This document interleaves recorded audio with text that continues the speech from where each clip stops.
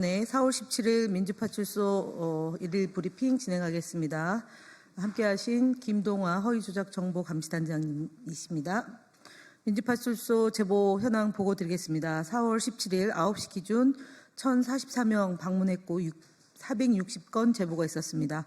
매체별로 SNS가 33.48%로 가장 높은 수치를 기록했고 뒤이어 네이버 26.96, 유튜브 13.91, 틱톡 3.91 순으로 제보되었습니다. 주요 제보 내용을 말씀드리겠습니다. 첫째, 헌법재판소가 한덕수 대행의 헌재 재판관 지명에 대한 효력 정지 결정한 이후에 헌법재판관에 관한 인신공격성 비방 및 탄핵을 비방하는 게시물이 유포되고 있습니다. 특히 4월 16일 DC인사이드 미국 정치 갤러리 커뮤니티에서는 이미 기사 조작으로 판명된 내용을 공유하면서 인트라넷으로 음란물이나 보던 자가 대통령 탄핵 결정을 하느냐는 식의 허위사실과 비방이 담긴 글이 유포되고 있습니다. 개인 의견을 넘어서 헌법재판관이라는 공직자에 대한 심각한 인격 모독이며 명예훼손에 해당하는 불법 행위입니다. 둘째, 민주당 대선 후보와 연관된 악의적 허위사실이 유포되고 있습니다. 4월 15일 여러 온라인 커뮤니티를 통해서 소름 돋는 도봉역 벤츠 사건이라는 제목으로 현장 영상이 게시되었고 해당 영상에는 도봉역 인근 도로에서 흰색 차량이 경찰차를 포함한 여러 차량을 밀치며 도주하는 장면이 담겨 있습니다. 4월 16일경부터 SNS를 중심으로 도봉역 벤츠 사건의 운전자가 민주당 후보의 아들이다는 허위사실을 확산시키고 있는데 보도에 따르면 운전자는 정치인의 자제가 아니고 병원 진료를 거부하고 차량으로 도주하던 중 남편이 112에 신고하면서 경찰이 추격한 상황에서 벌어진 일입니다. 그러므로 전혀 사실이 아닙니다. 세 번째, 부정선거 관련 음모론도 확산되고 있습니다. 최근에는 부정선거 방지를 위한 선거감시단 모집이라는 명목으로 사실에 근거하지 않은 주장들이 온라인으로 퍼지고 있습니다. 4월 16일 스레드라는 SNS에서는 윤 대통령도 당시 지지율이 70%였는데 본선에서는 0.7% 차이로 이긴 게 기적이다. 힘센 청년 남성들이 선거 감시단으로 모두 지원해야 한다는 등의 주장이 유포되고 있습니다. 트위터에서는 개표 참가는 개표를 중단시키고 선관위와 물리력으로 대응해야 하는 경우가 있기 때문에 젊고 건장한 2030 세대가 절대적으로 필요하다며 부정선거 부패 방지대를 모집한다는 내용도 퍼지고 있습니다. 다음으로 국민소통위 주요 대응 현황입니다. 스카이데일리 언론중재위 제소에 관한 대응입니다. 스카이데일리는 여전히 민주당을 북한과 연결 짓고 싶어하는 모양입니다. 민주당이 북한과 중국의 지령을 받는다고 보도를 하더니 이번에는 민주당이 반대에 간첩을 잡지 못하고 있다는 허위 보도를 하고 있습니다. 간첩법은 민주당 주도로 국회 법제사법위원회 법안심사소위원회를 통과했습니다. 이런 사실을 외면한 채 민주당을 향한 왜곡된 보도로 이어지고 있습니다. 특히 윤석열 정부의 불법 비상계엄으로 간첩법 관련 공청회 등 논의가 지체되는 상황을 민주당 책임으로 돌리는 보도는 명백히 허위이며 의도적 왜곡입니다. 4월 16일자 보도에 대해 언론중재위에 제소하였습니다. 4월 16일자 매경 이코노미의 기사 이재명 테마주 주식 45억 원어치 팔아치운 코나아이 대표 기사는 이재명 대표와 전혀 관계가 없는 내용에도 이재명 후보 사진을 전면에 내세워 주식 실현 이익금이 이재명 후보와 관련이 있다는 인상을 주고 있습니다. 우리 위원회는 매경 이코노믹 측에서 사진을 내리는 등 적절한 조치를 취해달라고 요구한 상태입니다. 다음으로 나경원 의원 관련해서는 양문석 의원님께서 말씀하시겠습니다. 나경원 의원 왜곡 발언을 여과없이 송출한 SBS 김태현의 정치쇼를 방심위에 신고 접수하였습니다. 4월 16일 SBS 라디오 김태현의 정치쇼에 출연한 나경원 의원은 국회도 이재명의 민주당이 완전히 장악해서 지금 어떻습니까? 지금 국회에서 우리는 아무것도 못합니다. 그냥 민주당이 하고 싶은 법안만 하고 민주당이 열고 싶은 날에 열고 이런 모양입니다. 라는 등 더불어민주당이 국회를 장악하여 일방적으로 국회를 운영하고 있다는 식으로 발언하였습니다. 그러나 이거는 왜곡된 발언입니다. 현재 국회 18개 상임위원회 중 정무위원회를 포함 7개의 상임위원장을 국민의힘 소속 의원이 맡고 있습니다. 이는 정당 의석수 비율로 양당 간 합의하에 나눈 것입니다. 국민의힘 소속 위원장들 또한 정무적인 판단으로 상임위를 열고 있는 만큼 이는 편향적이고 잘못된 발언입니다. 기본적인 국회의 과정들이 어떻게 진행되는지 5분 동안 뭘 보고 뭘 했는지 모르겠습니다. 무식해도 유분수입니다. 프로그램 진행자 또한 이에 반론의 시간을 보장하지 않았기에 방송통신심의위원회에 SBS 김태현 정치쇼를 신고 접수시킨 겁니다.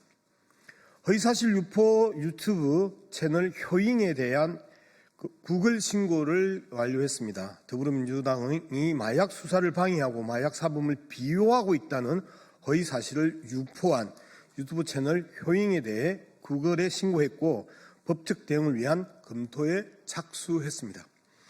허위사실 유포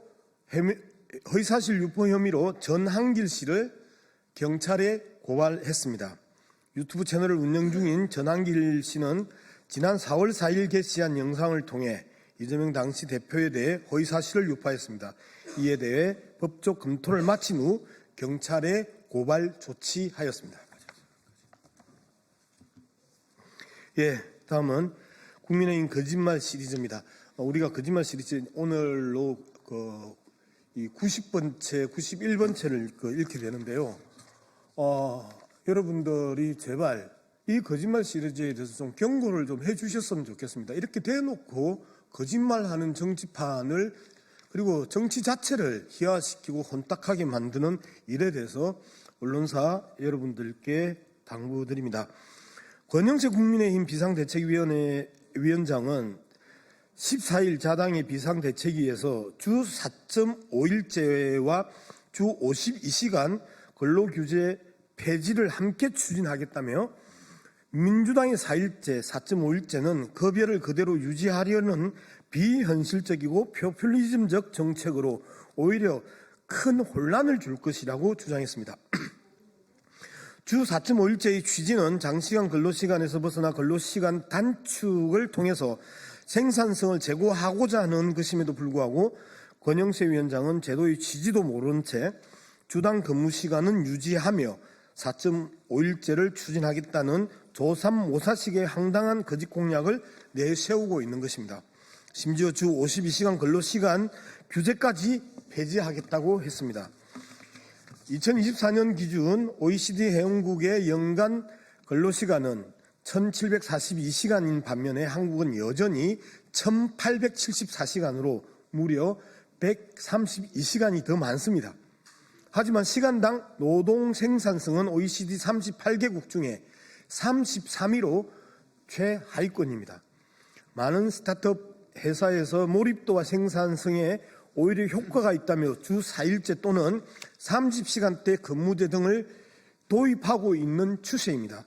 국힘 주 4.5일제는 시간당 노동 생산성을 확대해야 한다는 시대의 흐름에 완전히 역행하면서 이름만 4.5일제로 국민을 호도하는 거짓 정책입니다.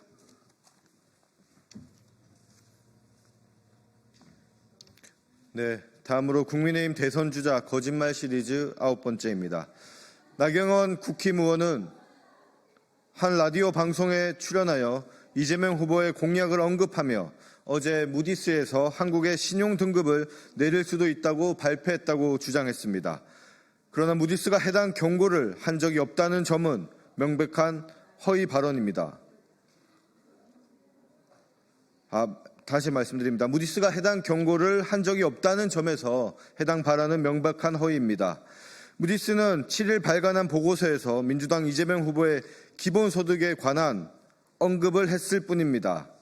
해당 보고서는 오히려 윤석열 대통령 파면 이후 한국의 경제, 정치 불확실성이 지속되어 정치적 긴장이 지속되면 국가 경제와 신용에도 부정적 영향을 미칠 수 있다는 내용을 발표한 바 있습니다. 이에 관해서 정치권이 머리를 맞대 숙고해야 할 것입니다. 하지만 나경원 의원은 이런 내용에는 관심이 없고 무디스의 이름을 팔아 보고서에도 없는 내용으로 거짓말을 하는데 보고서를 악용하고 있습니다. 다음 국민의힘 대선주자 거짓말 시리즈 10번째입니다. 드럼통 사진이 화제가 되자 나경원 의원은 4월 16일 라디오 방송에서 그러니까 제 드럼통 사진이 아프기는 아팠나 봅니다. 이재명 후보의 형사사건과 관련된 많은 분들이 유명을 달리한 이런 것이라는 발언을 재차 이어갔습니다. 황당한 거짓말과 악마에 대한 반성은커녕 드럼통 사진을 가지고 또 한 차례 저열한 거짓말을 이어가는 것입니다. 심지어 나경원 의원이 언급한 분들은 이재명 대표를 타깃으로 한 정치검찰의 잔인한 압박 수사로 인해 생을 마감한 사법살인의 피해자들입니다. 나경원 의원의 발언은 범죄 수사의 피해자들까지 정치적 목적으로 사용하는 고인 모독의 거짓 공포 마케팅으로 국민을 겁주는 저질 정치의 전형입니다. 나경원 의원은 제발 국민을 한국 정치를 병들게 하는 저질 정치를 멈추기 바랍니다. 다음 국민의힘 대선주자 거짓말 시리즈 11번째입니다. 작년 8월 14일 보도에 따르면 김문수 전 장관은 세월호 참사 기억에 대해 붉은 유산 재미 봤으면 치워라 라는 얼토당토하는 주장을 하였습니다.